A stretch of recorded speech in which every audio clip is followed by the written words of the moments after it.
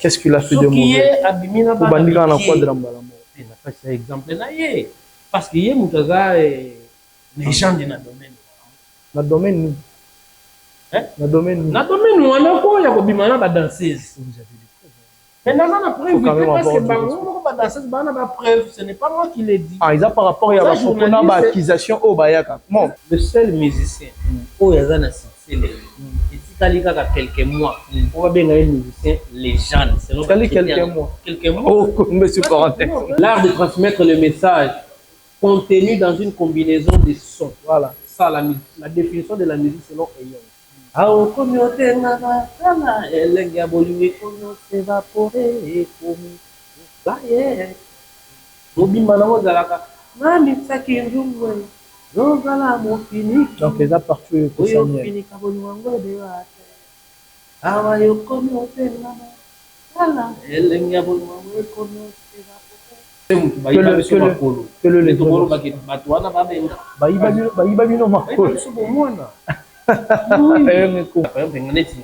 Fali choral na ngai na ministère ya combat mamolanga ye associé à poti na bali ko encadrer comme tout le monde na fay groupe refrain pour na adoration voilà comme que adoration ya 5 ya 23h5 na scène CVV Philippe va soyer le but que bossa la ka ndenge bossa la kawana pendant na arrière plan na piano ye na lead leader yo OK vision za la vision ce que za kayon alors regret dans la musique ndenge lobi wana ezaka ba ingratitude ya validé maestro ya frère Patrice leki na yeme sur Freddy je salue aussi avec la base arrangement et la choreo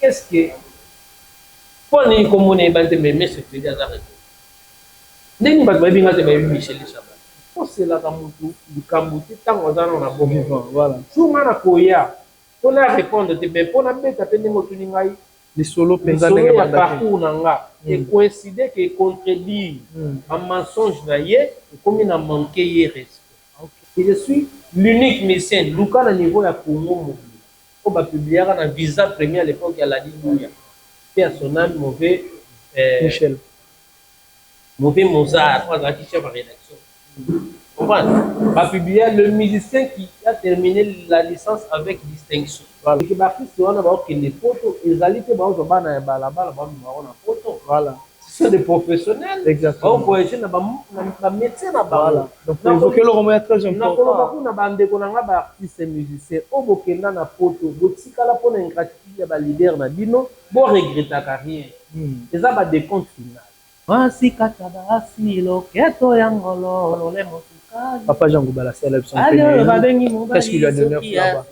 Hello Nazali na kema yalo. Yotre chaka bango. Notre chaîne musique tobeta kaka na bakutazo. Alors ba journaliste, ba chroniqueur, voilà, ba fan. On a un message pour na biso. Ko benga ba artiste musicien ba ingrat. Parce que ba temps oyo ba passé, ngaka mabeta na El Paris par exemple. Ngana fanda na mbinza. Abeta ba concert ya Yoshad quand on vient na biso za kaza za la kana no conseiller. C'est que yozo ozo encourager ba départ ya ba artiste musuna ba orchestre. Mais j'encourage nenga na sala ka boye. Ngana osala mosala bien et que patron na ngazo kanta ye mutazo la kisanga. O yazo pesa ngana ya kanta okabela nga on toka ofuta ngande mabe. C'est dépendant de la contrat. Parce que tant bino boyaka kuna contrat ni bosala. Mais biloko wana est-ce que faut boye sa ministre ya culture. Le ministère ya travail pour akende ko fouiller ko fouiner ne balobaka na ba orchestre soki ba travailler na ba contrat d'artiste. Mon artiste a contribué pendant le bel ingratitude na ba solo vocaux mais ba bénéficiaire en angoté na kongo to kana sokoda si je me trompe pas. Est-ce que n'engi bo sala ka travailler na ba artiste on a ba droit d'auteur na bo recevoir en facilement na juste grâce ya ko travailler na productrice moko bo Anastasie Ebanga aza na France pour yo ka kena kenda Congo mona ba vidéo mona sali na sala kinzembo na paya na studio ya maestro Lofombo. Est-ce que musicien oyo azobina azoyemba est-ce que azali na contrat tu comprends pour lelo ba leader bazo bolim sanga na ko ba bina expression bien bazo la na ba danseuse mais ceux qui danseuse lobi a leki a dénoncer balobi aza jalousie ya leader donc tant mozolo bana mwana o aliti na famille moko boye bana bas niveau ya revenu. Ils ont proposé que on l'a la naïe pour qu'on mette en apôtre. La corruption morale. Société congolaise, société corrompue, on a Rwandais à diviser pendant 18 ans. Bisous on a pas c'était un Rwandais. Mais on a on n'est pas dans la politique. J'ai dans Laurent Sokoko, aïe à l'objet qui était à Kateli Basalis. Christ. Pour nous tinga na boto. Depuis que on a double qualité, non? On a artiste na manager. Exactement. Artiste nso baya komona bimisi poso na ngai ya ki manager. Mais quand il a été rencontré dans la maison mais rencontré dans la il paraît. Et puis ça musicien moko aloba il paraît. Aya tana preuve ya contract. Ya Africain il fautvala na 20 ans. Pendant 2006. Azana déjà tu en 2025. Azal les gens dans téléchargement on peut dire que dans 6 mois bolinga tu peux éclairer ça va critère ça pour qui succès. Il est légende ou pas? On a lobby boy.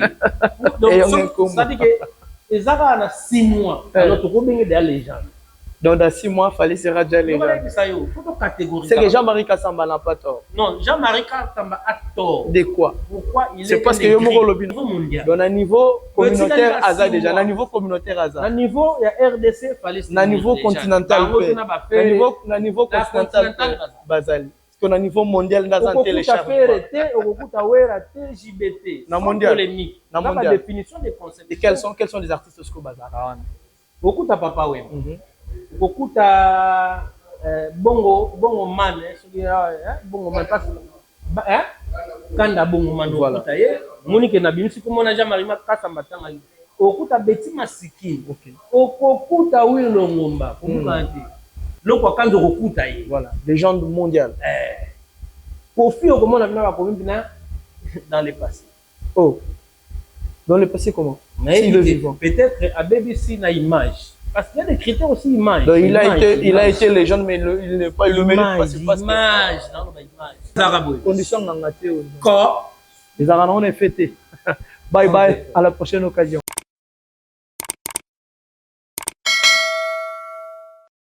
Brazzaville, Mbote, Cameroun, Yega, Gabon, Bolo, Centrafrique, du Balamou, Angola, nous y retrouvons. Bondi, Boitard, tout cœur ouverte pour les gens qui vont nous suivre. Je vais recevoir Eyong Nkumu, l'un des artistes scientifiques, des artistes de recherche. Il a déjà été avec nous depuis autant des années. Aujourd'hui, Dieu a accordé ses faveurs qu'on puisse en parler, en discuter sur des sujets qui sont sur le bac. Il y a des productions des artistes musiciens qui ont des producteurs qui héritaient au Watanabe. Il était déjà à Dôme de Paris pour son concert qui a été prévu le 23 mai. Et il y a encore Robin Omundi le 7 juin qui sera aussi dans sa production. Ferrigola, le Padre, ING Arena et d'autres qui vont évoluer dans d'autres pays. Donc la musique en général a des actualités qui nous a imposé de se réunir, qu'on puisse revoir, prendre le point de vue de Eyong Nkumu. Eyong Nkumu, quelque part, na respecter le roi Bouf, mais à tout temps, il a rien par rapport à la vie professionnelle, je prends le courage de recevoir mon invité qui est déjà là. Eyong Nkumu. Santé. Santé, toujours Nathan. Toujours Nathan, ça marche. Ah oui, ça se voit. Hein? L'apparence physique est là d'accord de montrer, mais santé intérieure n'est plus intéressant à la tunayo. Il y a l'équilibre. Voilà. Et en fait, le long de la ligne, on retourne à nos moments. Et on est il y a une limite, on est un peu pour briefer mon bouquet sur le parcours. Combien de temps de plus quand même? La musique.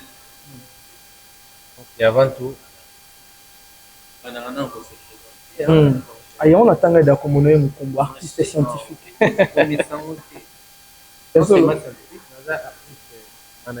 Manager aussi, voilà.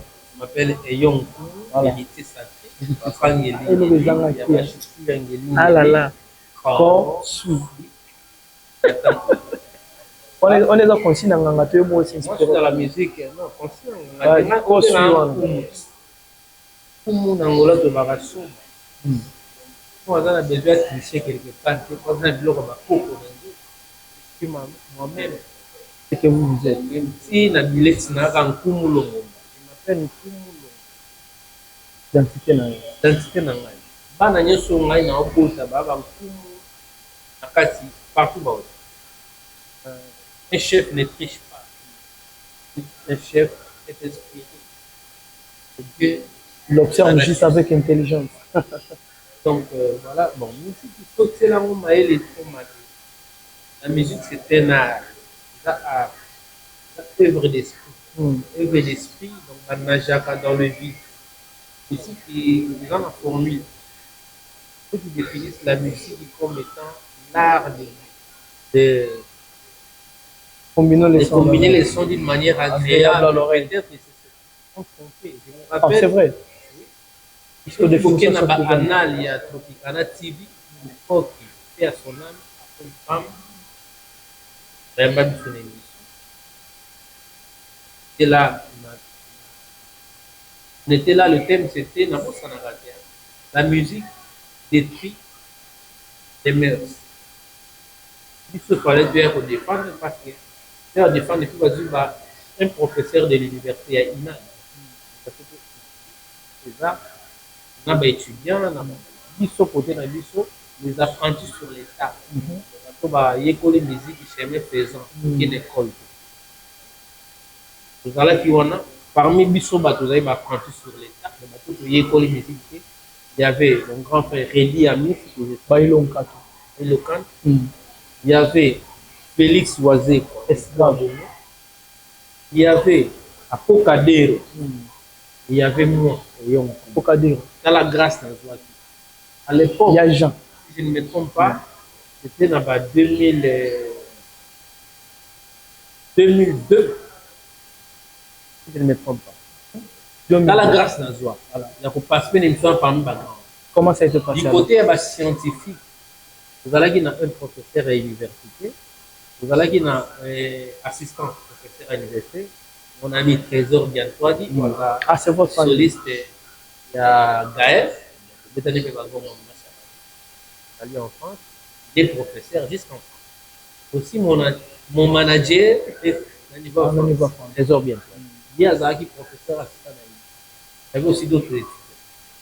Mais, quand on va faire ce thème, on va définir une musique scientifique.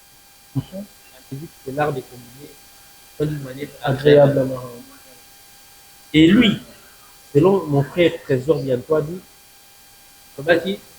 la musique, même si elle est consultateur, la musique, c'est l'art des sons. L'art des sons. L'art des sons. C'est pas juste pour combiner les sons d'une manière agréable à l'oreille. Parce qu'il y a de ceux qui font la musique, mais leur musique, ça produit un son désagréable à l'oreille. Ils ont du succès. Voilà. Ceux qui ont besoin d'un afrobeat, on a besoin de belle voix. On a besoin d'un yankee, musique à shaggy, mais c'est de la musique. Voilà.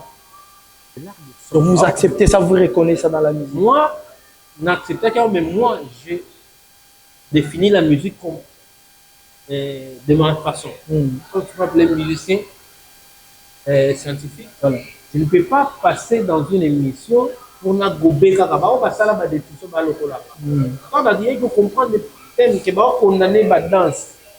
Votre musique de primaire, c'est par rapport à la danse, par rapport au message, je directement stopper bango, ce qu'il faut beaucoup condamner musique dans le cadre de la communauté congolaise pour la danse. Alors, nulle part dans la carte de définition de musique, il y a le mot message, nulle part il y a le mot danse. Voilà. Donc, selon moi, s'il faut danse, un message dans la carte de définition de musique, la musique devrait être définie. Quand on la musique, la définition de la musique selon Eyong Kumu, l'art de transmettre le message contenu dans une combinaison de sons. Voilà, ça la définition de la musique selon Eyong. Pour que la musique est mais surtout on danse on va maloba. Alors, ce que nous devons contenir peut incorporer le message dans la définition de la musique selon Eyong Kumu. La musique devrait être définie donc comme vous aviez corrigé l'art de transmettre le message contenu dans une combinaison de sons. Peu importe. agréable ou désagréable, c'est le son. Voilà. Voilà ma définition. Exactement. Ce qui me dit, bon, merci pour la définition. C'est le Young Kumu. Donc, vous avez développé. Mais c'est pas mal non plus. Hein, un peu sur que moi, j'ai défendu à l'université. Voilà. On a été obligé de démentir ma théorie, ma théorème économique, où éminent professeur Bassala. Mais je défends ma thèse. Donc, au moment où on a la plateau, exactement. Alors, je pose juste des questions. Vous je dois définir la musique selon ma conception. Exactement. Donc, on a accepté. Donc, quand vous êtes là, si on invité, je ne peux pas mettre des propos et roses à la guerre déranger au plus. Non, ça va à l'aise. À l'aise. Alors, vous avez aussi un peu de développer la définition de la musique. D'une manière, soit développer, mais allez, c'est que vous avez un droit, voilà, parce qu'il faut censurer français dans le pays. Quand les questions que vous développez, on dit parenthèse, ils avancent tout développer dans le pays. Qu'est-ce qui vous dérange aujourd'hui dans la musique en tant qu'artiste? Ou pour reprocher peut-être à ma collègue, ou ma frère, non, ou dans le même domaine. Bon, avant d'entamer, on répond à une question précédente, parce que quand on a une musique, voilà. Ah, ok, tout développement, voilà. Non, développer une musique, vous avez un ban autobus, ça va naître. Mais moi, dans mon cursus, on a une musique en année 93. C'est 93. On a eu le rôle à Colis, une église à Canchach, on a eu le piano, on a café. De guitare, elle Paris, tout ça là-bas, on a miel, mirage, on a vocal, miel, ali nanzembo, vocal mogaga, nanzembo ya Didi Kinon si je me trompe pas, ça les lourds moi sur ça là. Ah au communauté nana, sana, elle a bolumé comme s'évaporer comme baie. Mobi manamo zalaka, mami saki nzungwe. Donc, les a partout pour ça.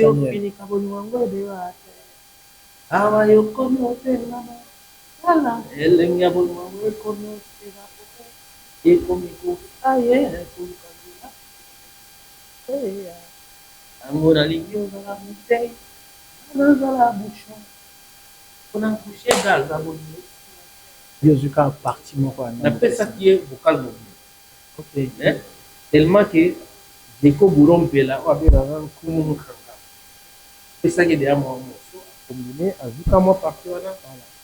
Faut combien de temps? Ça a été bien. C'est-à-dire qu'il y a pour là, et puis ça,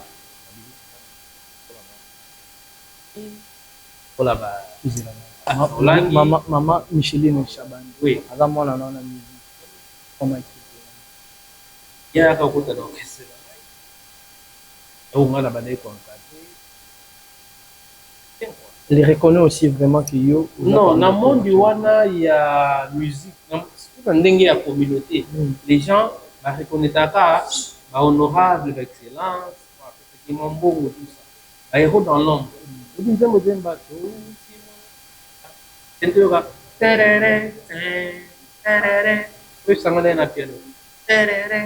Tout ça là, on a ils ont empreinte.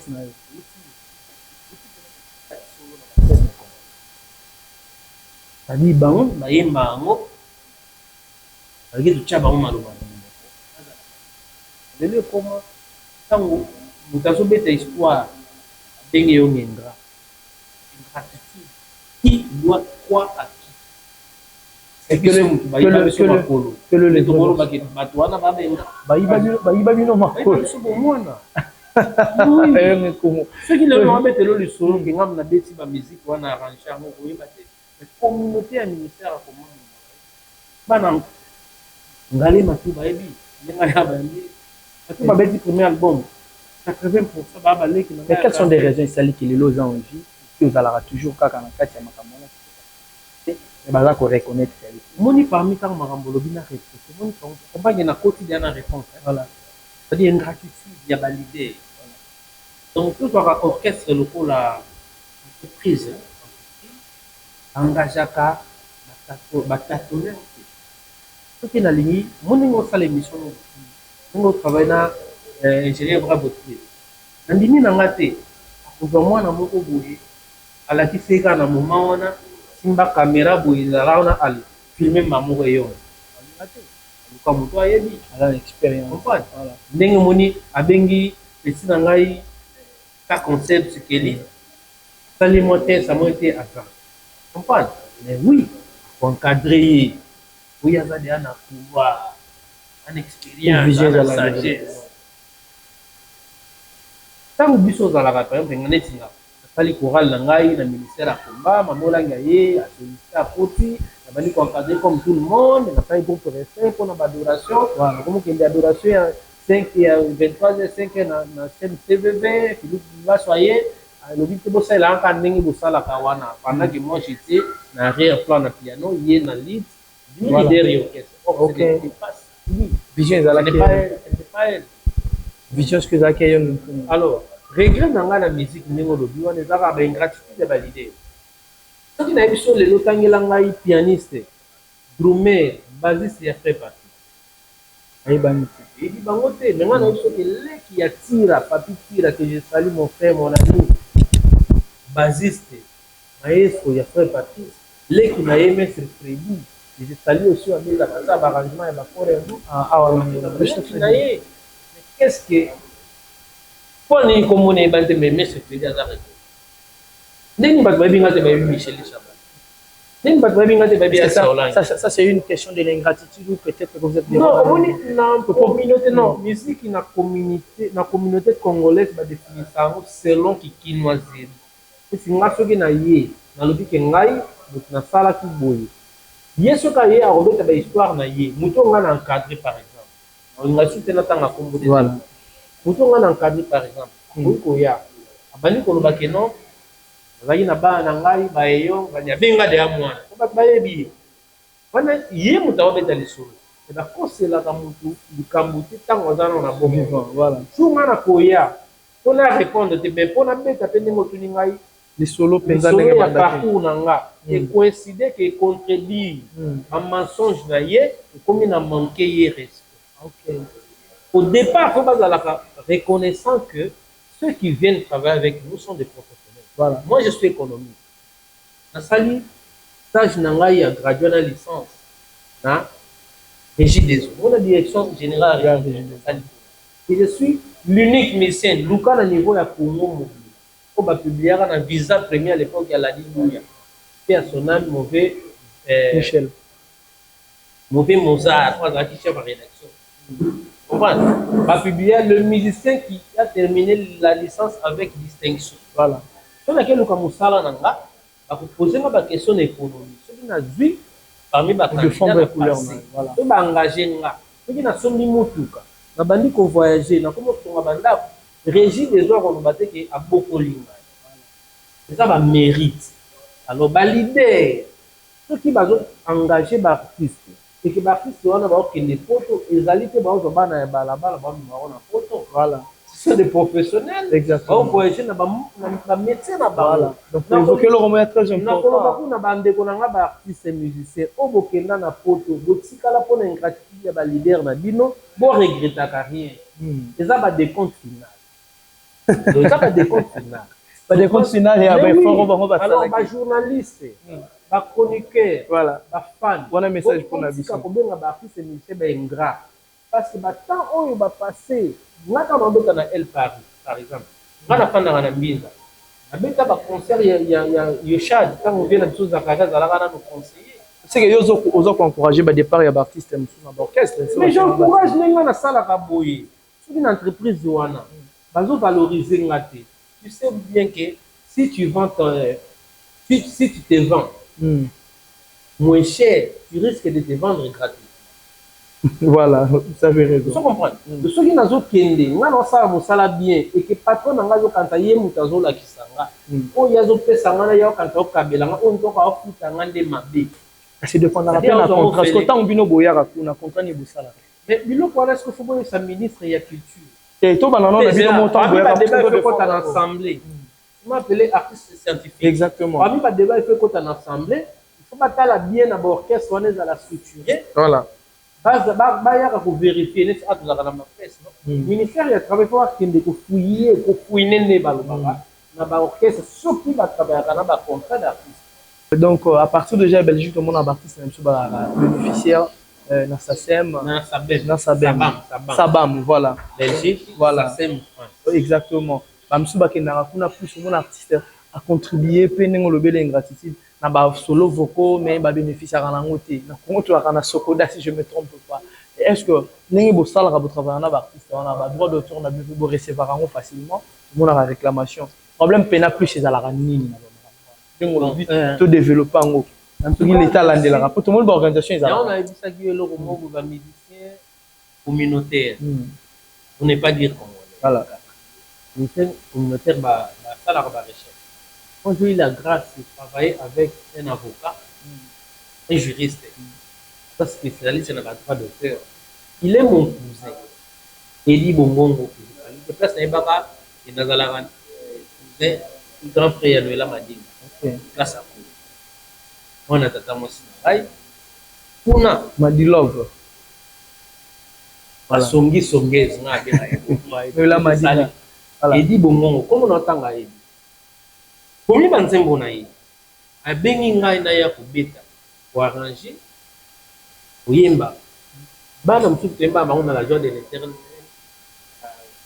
tembo wana temba na bango ba voilà poko otanga kumuzalite wana voilà bayemba pe na disque mais curieusement c'est mon cousin mais c'est un contrat na mesa yemo ko producteur yemo ko parolier voilà nga na ya ko intervenir en qualité d'équipe, c'est que vous droit d'auteur et voisin.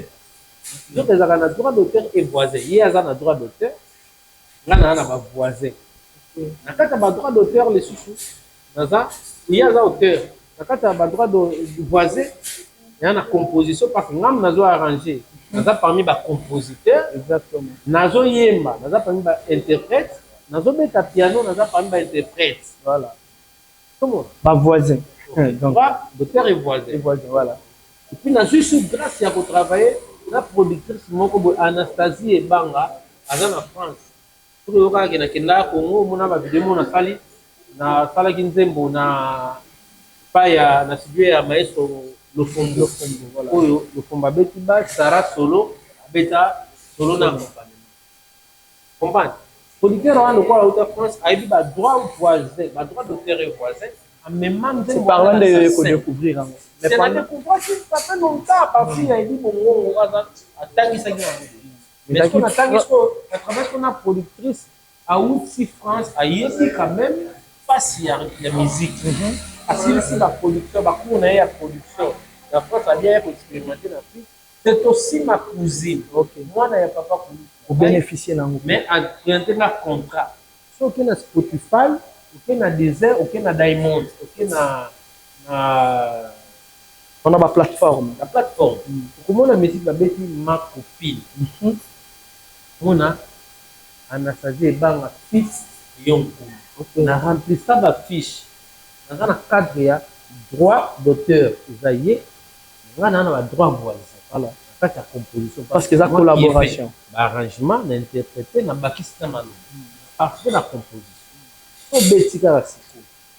On a YouTube, na Spotify, tout ça. Faut développer ces jeunes absolument. Pour qu'ils n'aillent plus loin. Parce que voilà. C'est-à-dire que on a makambo yo bénéficier. Alors, il faut que le ministre de la culture ya Congo. Mais Sokoda est à la radio. Sokoda na biso tozala na le fombo. Qui nous vient à dire les grands cacoles. C'est bon. Les grands cacoles les arabes. Les grands cacoles. Les arabes les grands cacoles. OK, ingénieur c'est le bout. Na monika ka ingénieur le fombo bi na zela na babenga. C'est le bout la télé sai cartuna. Donc, à Bengi pas corrompre qui a signé pour la vigno canon. C'est-à-dire que Sokoda n'est pas la corruption. L'état d'esprit négatif. C'est la membre de l'Union des musiciens congolais. Dans le groupe Nazala. OK. Donc, on va dans là. Un membre.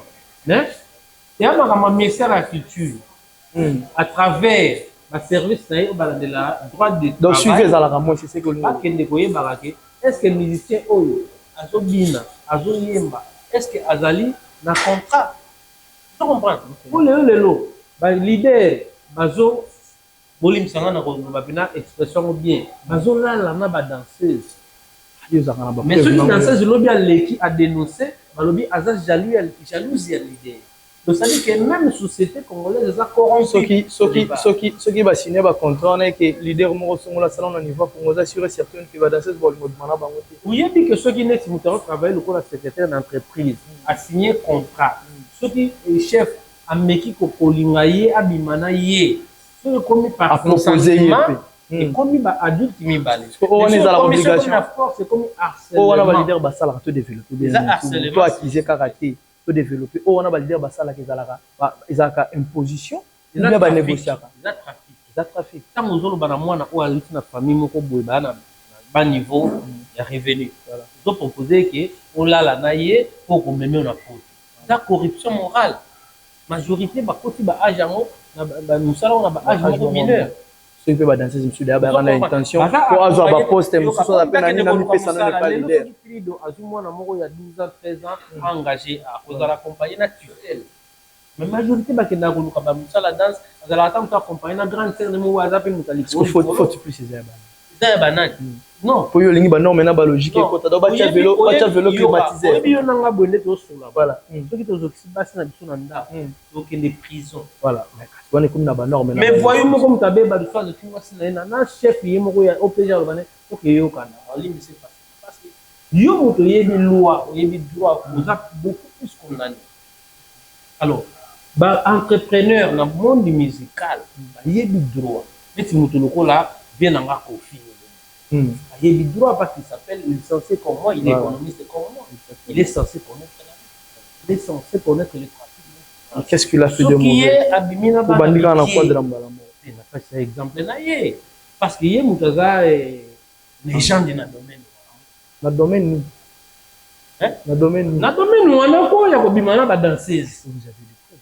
Mais dans la preuve, parce que ce n'est pas moi qui l'ai dit. Ah, ils ont par rapport à l'accusation au Bayaka. Moi, je ne peux pas affirmer quelque chose. Non, moi, je ne peux pas affirmer quelque chose. C'est parce que ceux qui y sont, ceux qui moutoyent à l'objet que Basala est un bout. Ils convainquent qu'un gars a temba la mort. Ils ont des dénonciations. Aux croire dans la société congolaise, aux croire dans la société congolaise, c'était mon corrompu. Aux Rwandais, à des pendant 18 ans, c'était un Rwandais. Mais on n'a pas dans la politique. Laurent Sokoko, ailleurs, le Bipna qui était à Kateli Bassalis. Triste. Et on ne va pas toucher dans la politique, tout rester toujours là. Non, vous êtes libre d'exposer, voilà. Tant que aussi patriote, c'est pas quoi moi aussi revendiquer vos droits, mais c'est pas nous de toucher là-bas. Donc, moi, ça, là, musicien. Et pour comme leader. Vous avez déjà leader. Vous avez leader. Structure, il y a orchestre, il y a rectifié. Vous avez leader. Nous, on a leader. Et dans l'orchestre, c'est une vision, ce qu'il y a l'orchestre zone, la stabilité, pour un changement, il y a qu'est-ce qu'il faut faire tant qu'un artiste. Il faut autorité de régulation. Pour réguler le domaine artistique. Dans un orchestre, il faut avoir des contrats de travail. Voilà. Nous avons déploré que le système d'orchestre. Musicien Michael Jackson, il y a la guitariste, il y a la soliste, il y a la danseuse. Après, il y a un contrat librement. Donc, on a encastré le Congo, le pôle Tinga, le Tinga de Nabuto.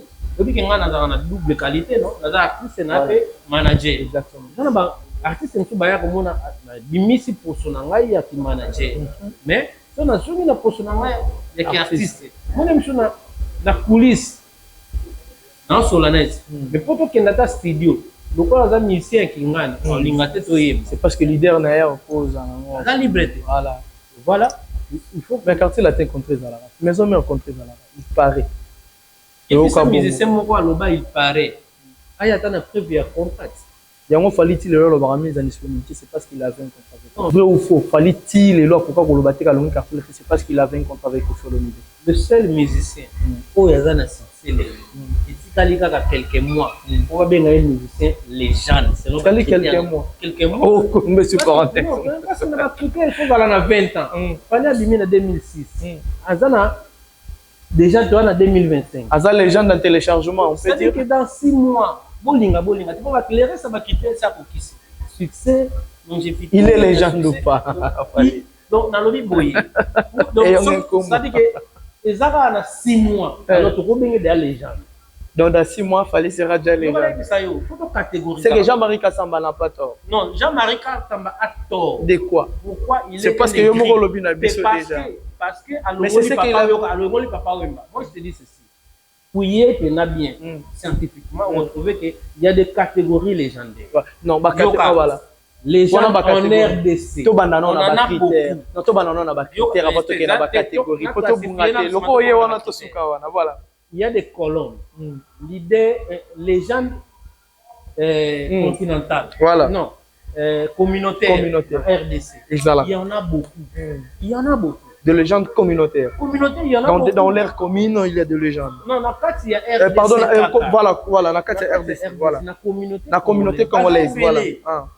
Mais, au groupe, il y a papa, bazali, kofi bazali, bafali bazali, bafere bazali, bazawana na babeti masikini, tout ça. Mais au groupe, il y a le longomati. Pour quelle raison? Parce que na Congo musique na yé, na musique na ils ont influencé, c'est parce que c'est communautaire. Donc il y a des légendes africaines. Okuta ba oyo kuti pe na kati mais okuti awilo libanda voilà na kati ya ba légende d'Afrique okuti yepenza c'est parce que musique ne fongola déjà horizon okuti ba papa Wemba ba fali ba fere maintenant ba o mususu ba pana ba omba ba bazati ke na légende mondiale comprendre okuti ba papa Wemba pour ton information okuta abeti masikini la liste ya ba légende mondiale même Jean-Marie Kassamba lobelité mais papa Wemba la liste ya ba légende mondiale OK comprendre de Koffi Olomide okuta Koffi Olomide historique ça ba recherche mais okuta Fally Ipupa okuta donc ça reste un peu en téléchargement parce que ninge 20 on a niveau mondial on a succès on a niveau mondial on a niveau communautaire aza déjà na niveau communautaire aza na niveau ya RDC Fally na niveau continental na niveau continental bazali parce que na niveau mondial dans un téléchargement okuta wera TJBT na mondial na mondial définition des concepts et quels sont les artistes que bazala okuta papa Wemba okuta bongo man bongo man parce kanda bongo man okuta ye monike na bimisi komona Jean-Marie Kassamba tanga okuta beti masiki okuta wilo ngomba kumukante loko kanzo okuta ye voilà légende mondiale Koffi okomona bina ba komina dans le passé dans le passé comment mais peut-être à BBC na image parce qu'il y a des critères aussi image. Donc il a été légende mais il n'est pas le mérite pas image non image. Il y a encore qui il y a encore qui légende na boy nanga communauté ya Congo je ne peux pas définir les concepts non on parle sur la réalité nous sommes dans la lingala c'est qui batamangala en fait je suis prêt yo oza tout ça la recherche n'est-ce pas fongoli biso ba parenthèse peut-être ba développer na ba niveau il y a ba catégorie ya ba oyebisa ngai Singa za légende bino opozaka te mais idole nanga za Koffi idole na Koffi OK problème exact mais ce qui n'a la vérité faut sali mabe na route so il fallait un téléchargement c'est que Sidi to rolo ba légende wana c'est to rolo c'est que na niveau ndongo pesi so ba catégorie c'est que na niveau communautaire mais via le ba légende par amour to qui met la musique était to quand parenthèse maman Sissi big dédicace à vous toto kende lelo oyo na pesi so ba catégorie na makambo tali légende. J'ai vu que les gens communautaires azali, les gens continentales azali, puis les gens mondiales. 3 catégories. Alors, quand est-ce que, ou quels sont des critères pour qu'il y ait dans la musique, un artiste soit légende? Les gens déjà longévité à carrière seulement. Minimum 20 ans. Minimum donc, 20 ans. Dans moins de 20 ans. Succès sans que vous quittez. Dans moins de 20 artistes à cause de la légende. Dans moins de 20 ans. Non. Parce que c'est pas un critère déjà. Voilà. Il y a sentiment et émotion. Il y a encore quoi? À part longévité la carrière, il y a encore quoi comme critère? Ils appellent les sous aux alana répertoire aux alliés intemporels. Selon intemporel. Selon Gate, papa. à part Google, on a l'intelligence artificielle. Ba développement au bon. Faut comprendre. Image des artistes. Ils ont compté. Image et puis originalité. Quand vous avez parlé, ayembi eloko yo, ayembi ba ontila ba olanga bambute minzali bono si ekondao. C'est ça mon rambo. L'artiste qui sera dans quelques mois légende. Il y en a 6 mois. Critère de Tsigalika 6 mois. Pour clore. Vous avez cité des légendes aujourd'hui. Bah, oh, déjà, M. Bataba illustré de Paris. Maintenant, et dans le vivant, quels sont les artistes mondialement par rapport à la recherche dans le vivant? Il y a tout ça, musique, on va commenter que c'est le congolais. Non, c'est long. Il faut arrêter la logique. Tout ça, dans la logique. Ah, tout ça, c'est long, congolais. Torme les gens déjà dans la lingala. La personne déjà des critères. Et on a une loba. Parce qu'on a un point de vue. Est-ce qu'il y a un qu'on peut citer de légendes vivantes aujourd'hui, mais par rapport à l'artiste africain, tous amis dans le Congo, c'est parce qu'il y a un dans la base. Pour y avoir pu citer les Lélo, reconnaître. On a Alpha Blondy, voilà. Alpha Blondy. La légende. Oui ou non? Il est encore en vie? Alpha Blondy a poussé papa. Azali. Na pour ça na liste on a mon frère, il y a aussi Diabète. Mon Beladel. On a un niveau communauté tout mondial. À ça, continental. Continental. Voilà. Il y a aussi, quand on a biso, tout ça n'a pas magique. Pas magique, ce sont des légendes aussi. Soyez mon coup à l'obag et mon gros l'obag à la légende. Et ça l'a bon. Alors, merci pour votre point de vue. Mais on avait déjà parlé de lui. Mon exemple, si je le fais dans la plafond, on va te dire que non, parce que la salle à musique, la musique, l'album, on a préparé. Quand je suis depuis que vous êtes dans le studio, pratiquement combien de chansons qui ont déjà été faites? On a 24 chansons. C'est pour quand on va recevoir mon poteau consommant. On t'a vu que M. Banebelora ou Machabani, tout le monde a fait ce qu'il y a au Nakiboyo, qu'est-ce qu'il y a au Bon, c'est pour quand on a un musicien. Et c'est un partenaire, Zabino Media, producteur, Guido Star, management, manager par formation. Économiste. Mais nous avons beaucoup de questions que je savais, économiste et manager, mais il faut aussi manager. Voilà pourquoi on a un manager à Bandé. Il y a aussi besoin de manager. On a besoin d'appui. Tout ce qui est non. Date fixée sur ce l'album. C'est pour quand vous avez un corps, et qu'il est temps basé là qui tient des temps. Il y a encore des collaborations. La couleur d'une tour, la fiche à basculer. Bon, et nous allons travailler sur l'intégration. On veut travailler dans la musique de Nanga. Awa, pour une communauté congolaise de Kézaya Maïngra. On travaille musique de Nanga. Moi, quand je suis diamant, j'ai déjà. Top d'espérer. Maman Chabania Salam, bien casse pas chez moi. C'est la musique n'est pas recherche. Voilà. Mon temps de belle énergie dans toute un an de awa. C'est pélas. Comment les obangs sangama. Ngai na yemba banzembo oyo ka ba nager. Wasi kataba asilo keto yangolo lole motuka. Papa Jean Goubala c'est la option. Qu'est-ce qu'il lui a donné là-bas? Hello. Nazalina kemayalo. Yotre chaka bango. Notre chaîne. Musique tombée à la na octave. On peut toucher on dirait timbre, on sentir timbre p. C'est moi qui Jean Goubala apparaître. Non, il est pas la légende. Bino siko artiste producteur de besoin. Ce qui n'a pas si réponse moi mais il contredire Jean Goubala. Non, est-ce qu'on a tout pour contredire? Na yo qui timbre Jean Goubala, na yo qui timbre Jean Goubala nzembo wana. Déjà un peu identique na elu caché wana na yoki en fait na lobeli musique na lobeli timbre ce que ça y était il y a quelqu'un donc que vous connaissez que yenem yo s'inspire na betima non na za kumu na définition de Baneli le chef ne triche pas. Déjà inspiré. Le terme timbre wana izaka ya yo. Merci d'avoir corrigé.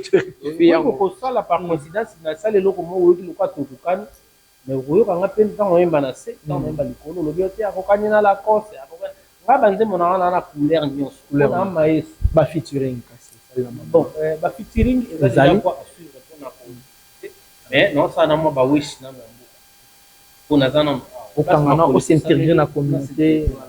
Amoni na sala banze mwana. Enquanto eu vagava no desespero, o amor. Tô ficando louco. Vous en mettez trafic, hein? Apaixonado. On est à souk. Ils ont semba. Ces années. Bomba R&B. Ah, on dit c'est bien. R&B, même n'importe où. On va écouter des sons de Young Kumu, un artiste scientifique. Voilà, on a découvert, on a vu des parenthèses très importantes. Je suis sûr et certain que les gens qui vont suivre cette émission seraient très contents. Elia Kamba, mon grand frère, je te salue. Pourquoi pour cette notre équipe qui sont là, ingénieur Trido et toute grande équipe de Angola Ultima Hora TV. Un grand merci pour ce travail bien fait. Sur un certain Dodo Star qui est ensemble avec nous encore et toujours, il restera, c'est parce que c'est un esprit positif. Un grand merci ici pour ce très bel espace de Moujop qui nous a accueillis, qu'on puisse faire nos émissions pendant les temps qu'on a propagé. Musique n'a pas osé, mais biso tolobé, l'iti va respecter biso. Et à la fin, il y a des choses qui sont préférables. Mon fait, ezawana otolingara maramu biso tomesana. Boisson ezali, boye borolé lipa ya bien Moujop savoir. Et ça pena préparé bana tout ya shikala ya Luanda mobimba. To yara awa kimeza le lipa er nyonso lingi soko lingi pour les biloko aux extraordinaires au kuta yango ba plomb ceza awa eza snack bar resto et tout est là bien organisé. Souhaiter bana joyeuse fête ya on a les premiers gens na bango on a devoir dans le roi bino bozala ba éducateur de masse pour le bana wango ba droit de l'enfant. Na on peut seulement le bolo bana. Voilà. Je tiens aussi à remercier le président B13 et pourquoi pas aussi à mon président que j'aime beaucoup, Kitou Assissa, staff montage. Joyeux anniversaire à vous, président Bobomba Bou. On serait là. C'est le Homo Kondabazongo pour les trophées. Félicitations. L'artiste Zoulouniata, félicitations à vous pour ces trophées de méritocratie donc, que vous avez ramené pour la communauté en Angola. Et un grand merci à vous tous. Courage. Openon, Salim Maramouté, Borosala Benfort, Borozouango, Alvej, la poule, déjà Zouango. Ça mérite Choucha Lumière P déjà à Zoyango. Ingénieur Bravo P à Zalaranango. Donc, en fait, les gens ont eu la 9e édition. C'est une opportunité, mon ami. On est arrivé déjà pratiquement à la fin. Et on est comme que le message que vous pouvez dire Angola Ultima Hora.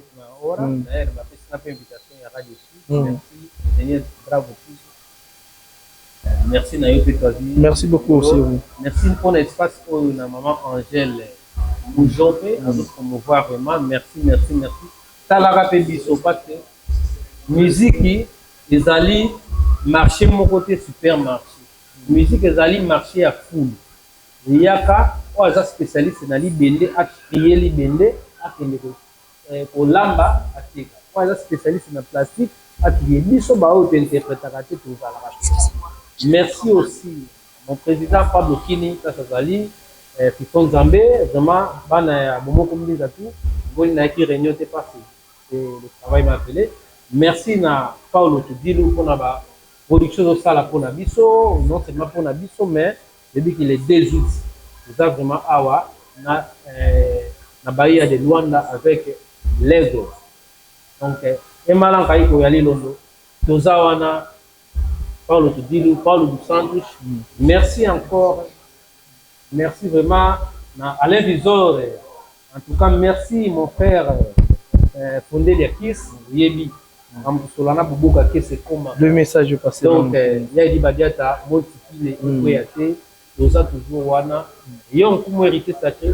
Bonne fête, Nabana Nyonso, d'une manière internationale, c'est une journée où on commémore les droits de l'enfant. Voilà. Qui c'est vraiment mes parents, Atali Kambozali, Bosolo la Kamala, parce que conséquence, Banani Bakuta.